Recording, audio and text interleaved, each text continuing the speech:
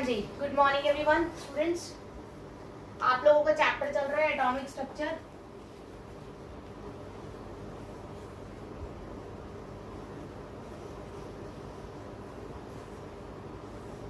और atomic structure में अब तक आपके 2 लेक्चर्स हो चुके हैं, 2 या 3 लेक्चर्स, 3 लेक्चर्स आप लोगों के हो चुके हैं।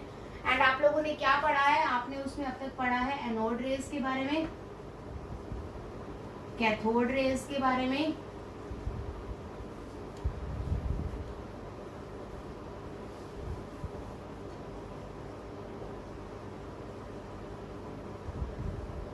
और न्यूट्रॉन्स के बारे में। ठीक है, आप इनके बारे में ऑलरेडी पढ़ चुके हैं। अब हम डिस्कस कर रहे हैं एटॉमिक स्ट्रक्चर के बारे में कि आपके एटम के अंदर क्या क्या होता है। थोड़ा सा रिव्यू पार्ट है जो आप ऑलरेडी 10th क्लास में भी पढ़ के आए हैं। लिटिल बिट आपने पढ़ा है, थोड़ा बहुत आपका थोड़ा सा नया होगा। सबसे पहले मैं बात करती हूँ एटॉमिक स्ट्रक्चर की। तो एटॉमिक स्ट्रक्चर में आपने पढ़ा कि कितनी फंडामेंटल यूनिट्स है बेटा? 3 आप ये कह सकते हैं। 3 क्या है? सब एटॉमिक पार्टिकल्स। 3 क्या है बेटा? सब एटॉमिक पार्टिकल्स हैं। कौन कौन से जो आपने पढ़े हैं अब तक? Electrons, protons and neutrons. There are 3 sub atomic particles, that is electron, protons and neutrons, जिनसे मिलके आपका क्या बना हुआ है? Atomic structure. आप अच्छे से पढ़ चुके हैं। सभी का mass you have already studied, सभी का charge you have already studied, and E by M ratio you have already studied. Even इनमें से किसको किसने डिस्कवर किया आप वो भी पढ़ चुके हैं। दैट मीन्स इनकी कंप्लीट डिटेल आप लोग कर चुके हैं, कंप्लीट ये हो चुका है, कोई डाउट तो नहीं है? ठीक है, इसके बाद आपको आगे थोड़ा सा चलते हैं हम। अगर हम बात करें रिगार्डिंग आगे इन चीजों की एक करके कि इलेक्ट्रॉन, प्रोटॉन और न्यूट्रॉन के बेसिस पे किस तरह के मॉलिक्यूल्स होते हैं, किस तरह के एटम्स होते हैं, एटम्स की कितनी टाइप्स हो सकती हैं, तो उन सब के बारे में वी विल डिस्कस नाउ। ठीक है, सबसे पहले द वर्ड एटम को हम स्टडी करेंगे। What is a meaning of atom? So if I am taking atom, it is a combination of 2 words beta, A and T. A का मतलब होता है बेटा indivisible. A means indivisible, मतलब जो डिवाइड नहीं किया जा सकता। ठीक है, नहीं, A तो indivisible थोड़ा ना होता है। A का मतलब क्या होता है? नॉट। किसी भी चीज के आगे हम ए लगा देते हैं तो नॉट हो जाता है, अन लगा देते हैं तो नॉट हो जाता है। तो ए का मतलब क्या होगा यहाँ पर? नॉट। क्या होगा? नॉट, नहीं। और Tom is your Greek word बेटा। कौन सा वर्ड है ये? ग्रीक वर्ड है, जिसका मतलब होता है इनडिविजिबल, या आप कह सकते हो इसका मतलब होता है डिविजिबल। तो बेटा नॉट और डिविजिबल दोनों मिलके क्या बनाएंगे? Not divisible. That is atom का मतलब क्या हो गया? एक तरह से इनडिविजिबल। तो एटम एक ऐसा पार्टिकल होता है जो डिवाइड नहीं होता। ठीक है, लेकिन आप अभी अभी पढ़ चुके हैं कि atom can be further divided. Atom में 3 चीजें होती हैं, इलेक्ट्रॉन्स, प्रोटॉन्स एंड न्यूट्रॉन्स। तो इनडिविजिबल ये किसने कहा था? ये बात याद रखना, this is according to Dalton only. Dalton theory आप पढ़ के आए हैं in your 10th class also, I think 9th या 10th में थी, तो आप लोग अच्छे से पढ़ के आए हैं। तो according to Dalton theory atom क्या होता है? इनडिविजिबल पार्ट होता है, वो आगे फर्दर डिवाइड नहीं कर सकता। ठीक है, तो एटम की अगर हम डेफिनेशन पे वर्क करें तो atom is the smallest indivisible particle, that's it. Atom एक ऐसा छोटा इनडिविजिबल पार्टिकल होता है जो आगे चल के टूट नहीं सकता। क्लियर?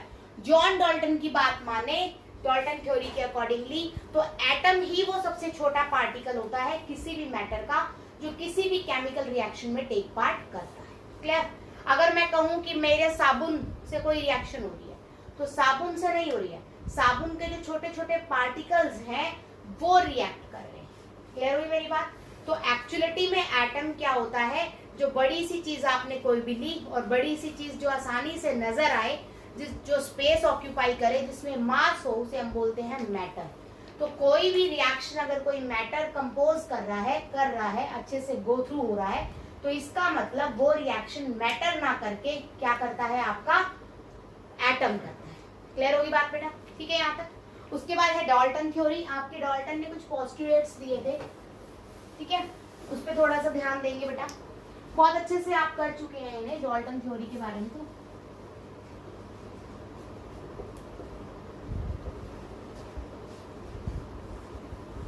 डाल्टन थ्योरी बेटा, सबसे फर्स्ट पॉइंट, सबसे पहले उसने बोला एटम क्या है, इनडिविजिबल। तो atom is indivisible, that is आगे नहीं टूट सकता।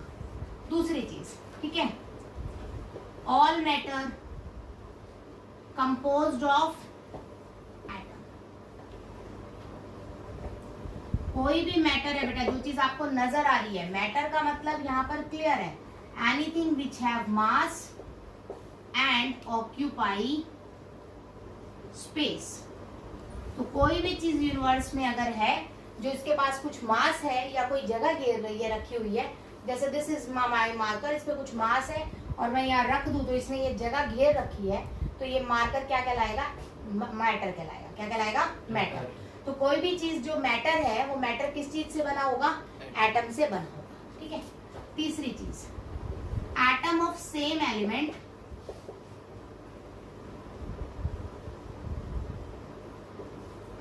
same in all aspects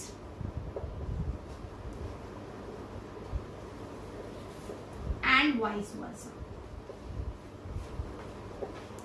चीनी के दाने ले लो बेटा, अगर आप चीनी के दाने ले रहे हैं तो चीनी का दाना कोई छोटा हो सकता है या कोई बड़ा हो सकता है, ठीक है, बट नहीं, ऐसा नहीं होता है। चीनी के दाने अप्रोक्सीमेटली सभी क्या होते हैं, सेम साइज के होते हैं, सभी के सभी मीठे होंगे। ऐसा तो नहीं होगा कोई एक आधा कड़वा एक आधा खट्टा होगा, नहीं। तो दैट मीन्स हर मैटर के अंदर जो भी छोटे छोटे एटम्स होते हैं, उन सभी का shape, size, colour, taste, properties सारी की सारी क्या होंगी, सेम होंगी। अगर एक तरफ आप चीनी ले लें, एक तरफ पत्ती ले लें, तो चीनी और पत्ती दोनों के दोनों अलग अलग हैं, है ना। तो दैट इज चीनी अलग एटम है और पत्ती अलग एटम है। तो अगर आप डिफरेंट एटम्स लेते हैं तो उनकी शेप, साइज, कलर, प्रॉपर्टीज सब कुछ क्या होंगी, आपकी अलग अलग होंगी। बात समझ आ गई? क्लियर है? उसके बाद है बेटा रिप्रेजेंटेशन ऑफ एटम।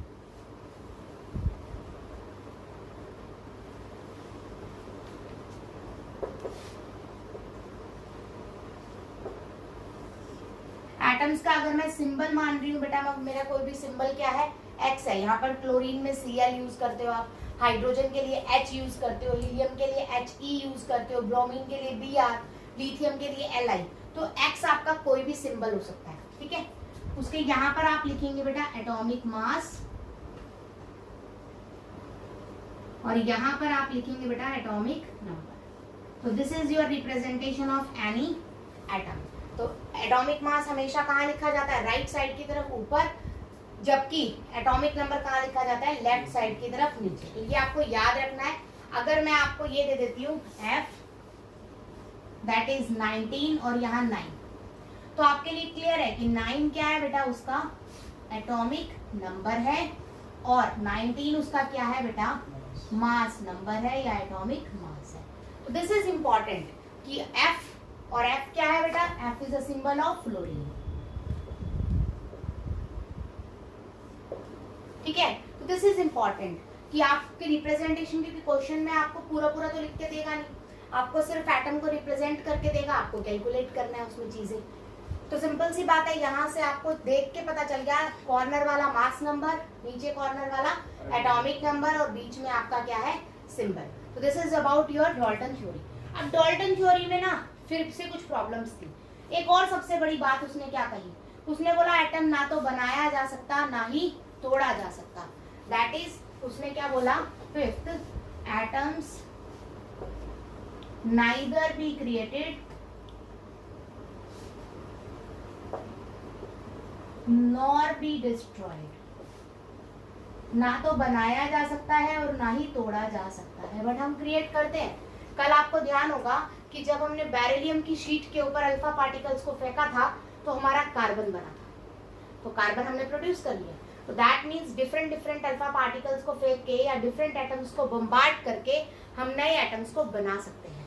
हमने यूरेनियम का यूज करके कंप्लीट एक सीरीज बनाई है जो कि हम एफ ब्लॉक एलिमेंट्स में रखते हैं, मतलब हमारी पीरियोडिक टेबल है, आप लोगों ने 10th में देखा होगा, उसमें सबसे नीचे एक स्लॉट दिया जाता है अलग से 2 लाइनें, उसको बोलते हैं हम एफ ब्लॉक। क्या बोलते हैं? F block. एफ ब्लॉक में हम एलिमेंट्स रखते हैं जो हमने खुद बनाए हैं यूरेनियम को यूज करके, और उन सभी को नाम हम बोलते हैं ट्रांस यूरेनिक। क्या बोलते हैं? Transuranic, because it is made by uranium. ठीक है, तो हम बहुत सारे एटम्स बना चुके हैं, मतलब सिंथेटिक है बहुत सारे। कितनी पीरियोडिक टेबल में 118 एलिमेंट्स हमने रखे, तो उसमें से बहुत सारे about 50% of elements are synthetic, तो दैट मीन्स हम बना सकते हैं। तो उसका ये पॉइंट भी क्या हो गया? गलत साबित हो गया। तो देयर आर सम लिमिटेशंस। सबसे पहली लिमिटेशन की अगर मैं बात करूं तो पहली लिमिटेशंस वो कह रहा है कि सिंपल, ये छोटी छोटी लिमिटेशंस तो आप पढ़ के भी आए हैं। जैसे उसने बोला atom can neither be created nor be destroyed, but we can prepare atom, we can manufacture atom. हम जब उसे बना सकते हैं तो ये पॉइंट गलत हो गया। क्लियर? उसने बोला atom is indivisible, but it is divisible. It can be divided into electrons, protons and neutrons. All matter composed of atoms, नहीं, सिर्फ एटम के नहीं बने हैं। ऑल मैटर कंपोज्ड ऑफ सब atomic particles, that is electrons and protons and neutrons. Done. Atom of the same element have same aspects. नहीं, अगर हम बात करें क्लोरीन की, तो क्लोरीन के हमारे पास 2 आइसोटॉप होते हैं, 35 एंड 37, एटॉमिक नंबर 17। तो अगर इन दोनों की बात करूं तो इन दोनों का मास नंबर क्या है? अलग है। और अगर इनका मास नंबर अलग है तो इनकी फिजिकल प्रॉपर्टी अलग होगी। कैसे? एक बात आप सिंपल बताइए, मैंने 1 किलो चीनी ली है और एक बर्तन में 5 किलो चीनी ली है, कौन सी चीनी उबलने में टाइम लगाएगी? ऑब्वियसली बात है 5 किलो वाली। तो मास बढ़ने से बॉइलिंग पॉइंट या मेल्टिंग पॉइंट हमेशा बढ़ता है, और बॉइलिंग पॉइंट या मेल्टिंग पॉइंट, वेट, ये सारी की सारी क्या होती हैं? Physical properties. क्या होती है ये?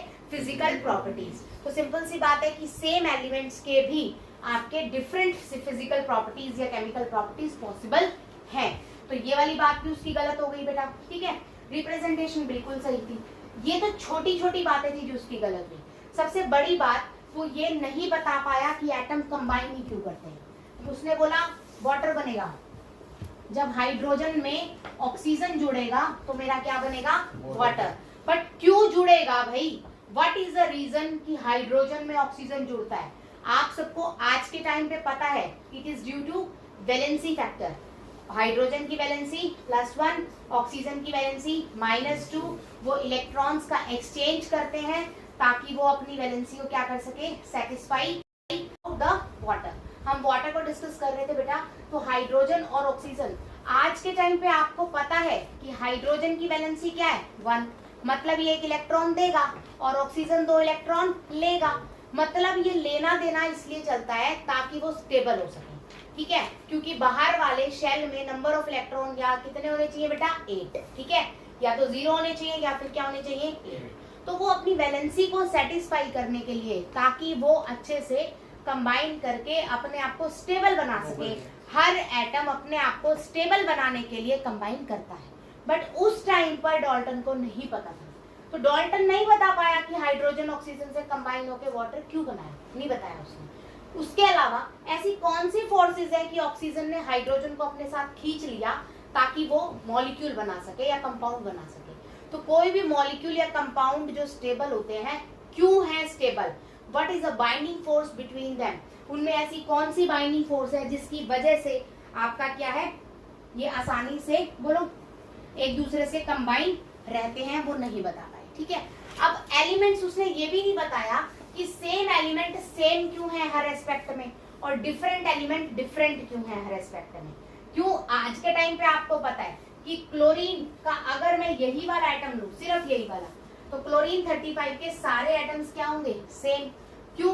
क्योंकि इनका number of atomic number, that is number of protons क्या है? सेम है। अगर आपके किसी भी एटम्स के अंदर नंबर ऑफ इलेक्ट्रॉन सेम होते हैं तो वो सेम तरह से बिहेव करते हैं, ठीक है। तो उस टाइम पर डाल्टन को ये बात समझ नहीं आई थी और डाल्टन ने उस टाइम पे इस चीज को एक्सप्लेन नहीं किया था कि एटम्स इस तरह से बिहेव क्यों करते हैं। क्लियर हुई मेरी बात? तो ये कुछ इस लिमिटेशंस रही हैं हमारी डाल्टन थ्योरी की, कि डाल्टन थ्योरी आई भी, उसकी बातें एक्सेप्ट भी हुई, बट उसकी बातों में, बहुत सारी बातों में उसकी कमी थी। वो कमियां हमने आज अच्छे से पढ़ी है, ठीक है। उसके बाद हम बात करते हैं बेटा, नेक्स्ट इज योर टाइप्स में आ जाते हैं। सबसे पहले मास नंबर क्या होगा, देखिए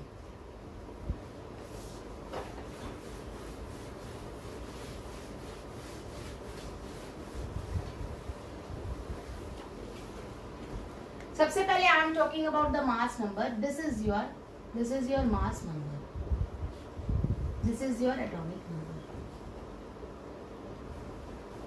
तो इन दोनों को सबसे पहले मैं डिस्कस करूंगी।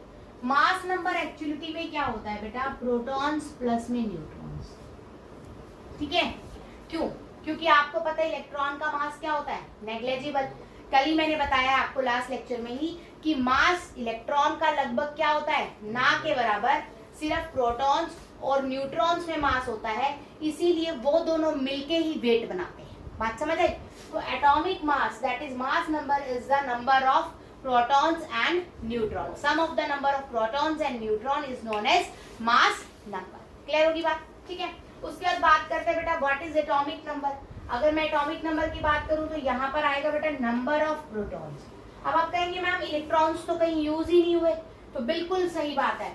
अगर आपका न्यूट्रल एटम है बेटा, कोई भी, क्या है, कोई भी एटम न्यूट्रल है, तो उसमें पॉजिटिव चार्ज बराबर होता है बेटा नेगेटिव चार्ज के। तो प्रोटॉन्स इक्वल हो जाएंगे किस चीज के, इलेक्ट्रॉन्स के, क्योंकि पॉजिटिव इज इक्वल टू क्या होता है, नेगेटिव, तभी तो वो न्यूट्रल है, उसमें कोई चार्ज नहीं है, ठीक है। अगर मैं कहूँ चार्ज पार्टिकल है, चार्ज पार्टिकल कौन से हो सकते हैं, या तो पॉजिटिव चार्ज होगा या फिर क्या होगा बेटा, नेगेटिव चार्ज, ठीक है।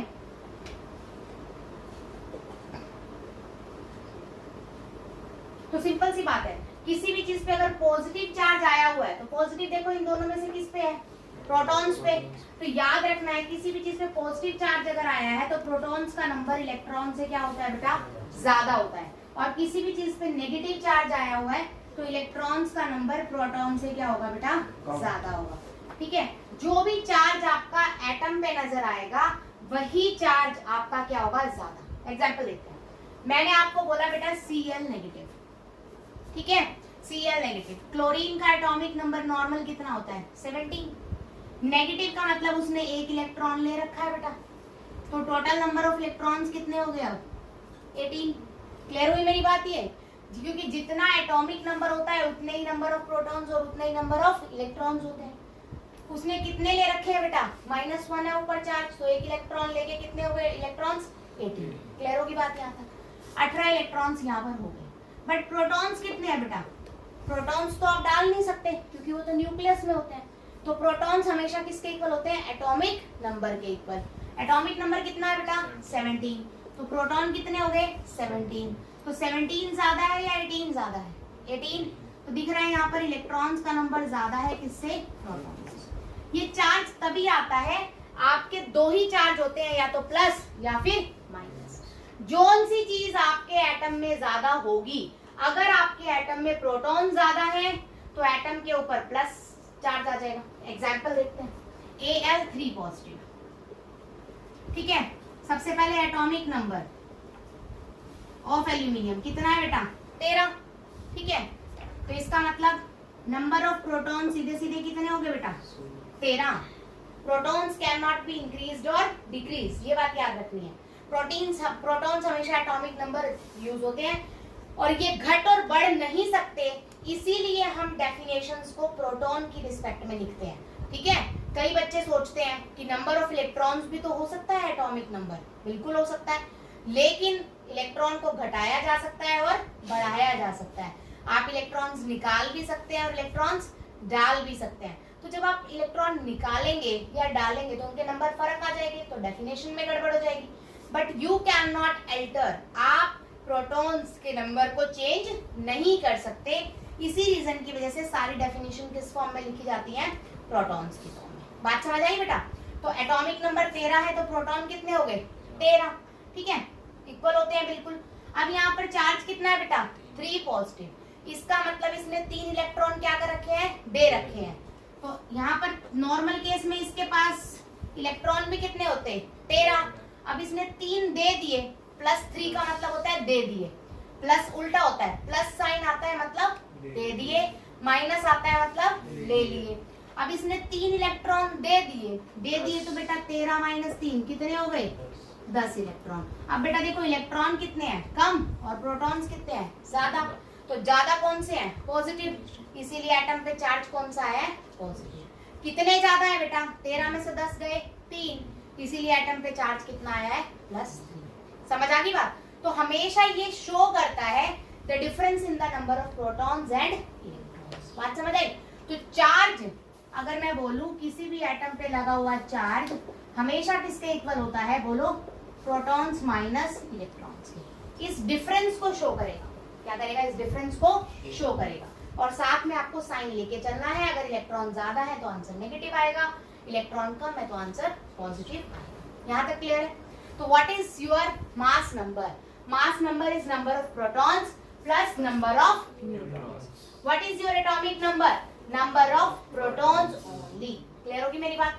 तो सिर्फ प्रोटॉन्स की बात करें तो आप कहेंगे एटॉमिक नंबर, और मास नंबर क्या होगा आपका number of protons plus neutrons. Mass number को we will denote by A and atomic number को we will denote by Z. This is important. यहाँ तक आपने किया है। उसके बाद है बेटा नेक्स्ट इज योर, एक दो क्वेश्चन करते हैं, देखो थोड़े अच्छे अच्छे से क्वेश्चन करते हैं, ये चीज समझ आ जाएगी।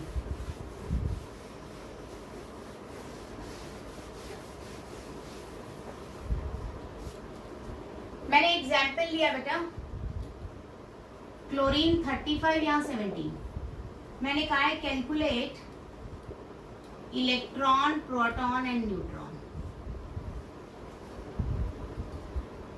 अगर मैं बात करूं क्लोरीन 35 तो 35 इज इक्वल टू अभी भी क्या बताया क्या होता है बेटा मास नंबर, किसके इक्वल होता है प्रोटॉन प्लस न्यूट्रॉन्स के।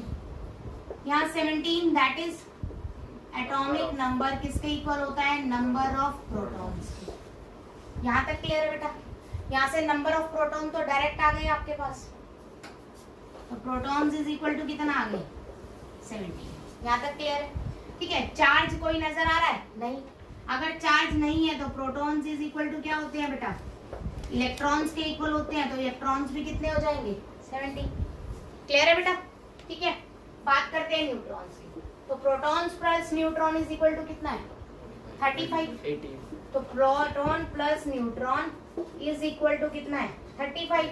प्रोटॉन कितना आ गया बेटा 17 plus neutron is equal to 35, neutron is equal to 35 minus 17, neutron is equal to कितना आ गया, ठीक है। तो बस इस टाइप के क्वेश्चंस हैं सिंपल। जैसे हम कैलकुलेट करें कार्बन 12 6, इलेक्ट्रॉन्स प्रोटॉन्स और न्यूट्रॉन्स निकालो, तो दिस इज योर बेटा सीधे सीधे प्रोटॉन्स है, तो प्रोटॉन कितने हो गए 6, ठीक है। जितने प्रोटॉन्स होते हैं उतने ही कितने होते हैं इलेक्ट्रॉन्स, अगर चार्ज ना हो तो, ठीक है। उसके बाद neutrons plus protons is equal to कितना है बेटा 12, ऊपर दे रखा है मास नंबर। न्यूट्रॉन की वैल्यू निकालनी है, प्रोटॉन कितने आ गए आपके पास 6 इज इक्वल टू 12, न्यूट्रॉन में कितने आ गए 6। तो इस तरह से यू विल कैलकुलेट। आपको बहुत सारे क्वेश्चंस आपकी बुक में गिवन होंगे, तो you will do all that questions, ठीक है। उसके बाद एक छोटा सा क्वेश्चन और करा रही हूँ मैं। P positive that is proton दे रखे हैं x माइनस 2 में 16, x माइनस 2 में प्रोटॉन्स दे रखे हैं बेटा 16, ठीक है। क्वेश्चन कहता है if the number of proton in x की power -2 is 16, the number of proton in x की +2, x की +2 में प्रोटॉन बताने हैं। देखने में बहुत अजीब सा क्वेश्चन लग रहा है पर बहुत आसान है। सबसे पहले जो गिवन है उसको देखो बेटा, x की -2 में प्रोटॉन्स कितने दे रखे हैं बेटा, क्लियर होगी मेरी बात, ठीक है। समझ आ गई बात यहाँ तक। फिर बात कर रहे हैं कि इसमें 16 है x की -2 में, तो दैट मीन्स x में भी नंबर ऑफ प्रोटॉन्स तो कितने होंगे? 16 ही होंगे, है ना? तो x प्लस 2 में कितने होंगे? 40। क्यों? प्रोटॉन्स के नंबर घटते और बढ़ते हैं क्या? सेम रहेंगे। नंबर ऑफ इलेक्ट्रॉन घटेंगे बढ़ेंगे, नंबर ऑफ x की वैल्यू नहीं निकालनी है, x की -2 दे रखी है, यहाँ प्रोटॉन्स कितने हैं? 16। ठीक है, प्रोटॉन तो चार्ज से प्रोटॉन का कोई लेना देना होता ही नहीं है। ठीक है, मैंने बताया था -2 का मतलब इसने 2 इलेक्ट्रॉन ले लिए, +2 का मतलब इसने 2 इलेक्ट्रॉन दे दिए। तो यहाँ तो इलेक्ट्रॉन ले दे रहा है, प्रोटॉन तो ले दे नहीं रहा ना। तो x की +2 में भी प्रोटॉन कितने रहेंगे? 16 रहेंगे। This is important. ये चीज आपको याद रखनी है कि चार्ज का प्रोटॉन पे कोई फर्क नहीं पड़ता।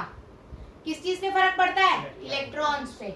अगर यहीं पर मैं बात करूं, यहाँ पर इलेक्ट्रॉन बताओ, प्रोटॉन कितने हैं बेटा? 16। -2 मतलब इसने 2 ले रखे हैं, तो 16 + 2 इलेक्ट्रॉन कितने हो गए? 18। यहीं पर बात करें, प्रोटॉन कितने हैं? 16, 2 इलेक्ट्रॉन दे रखे हैं, तो इलेक्ट्रॉन्स कितने हो जाएंगे? समझ आई बात? तो यहाँ पर ये चीज आपको याद रखनी है कि चार्ज का फर्क नंबर ऑफ प्रोटॉन्स पे नहीं पड़ता। दिस इज इंपॉर्टेंट कि चार्ज का फर्क नंबर ऑफ प्रोटॉन्स पे नहीं पड़ता। अगर मैं पूछती हूँ नंबर ऑफ इलेक्ट्रॉन्स, तो आपके 14, प्रोटॉन्स आपके सेम है। ठीक है, उसके बाद बात करते हैं बेटा एवरेज एटॉमिक मास।